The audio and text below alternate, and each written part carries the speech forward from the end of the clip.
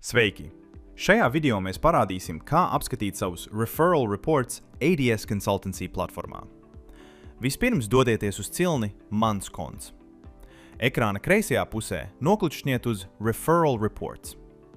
Jūs redzēsiet tabulu ar visiem saviem referāļu pārskatiem. Jūs varat tos kārtot pēc gads, pēc gada, klients, pēc klienta nosaukuma. Pēc klienta nosaukuma un gada ievadīšanas noklikšķiniet uz Filtrs, lai piemērotu meklēšanas iestatījumus. Ja vēlaties attiestatīt filtrus, vienkārši noklikšķiniet uz Notīrīt. Tas arī viss. Tagad jūs zināt, kur atrast un kā apskatīt savus referāļu pārskatus. Paldies par skatīšanos!